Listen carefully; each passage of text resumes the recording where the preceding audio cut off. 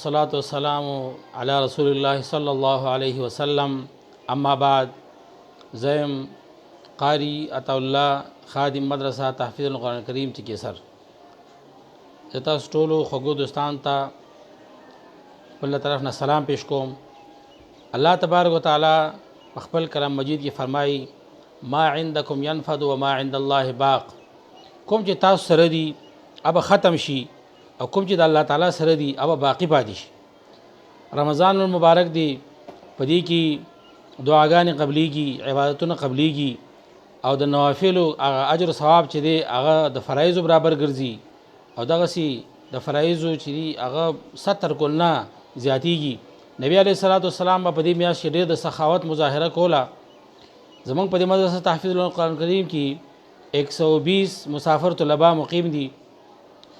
اصل کې زمونږ د طلباو تعداد 160 دي، خو زمونږ 40 طلبه کرام چې هغه د وفاق المدارس امتحان ورکو او بیا هغه چټي شو، ځکه دا غوي کار پاتې نه شو. هغه بیا د 15 شوال نه راځي.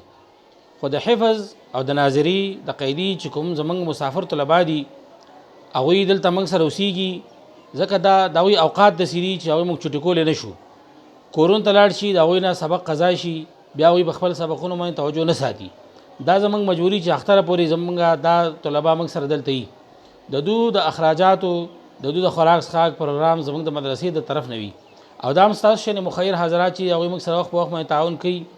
نو زه تاسو زمونږ د کلی کوم دلته مقیم کسان چې دي یا د دې چکیسر کوم په بیرون ممالک کې چې زمونږ کوم اوسیدونکو رونه دي یا د شانګلی یا هر هغه څوک چې هغه موږ سره مینه محبت ساتي، هغه ته د اپیل کوم چې هغه دي د نقدې په صورت کې یا د چینی د اوړو یا دغه سي نور د خوراک کوم سيزونه دي ډالډه شو وغیرہ نو پاره کې دي طلباو سره تعاون کی.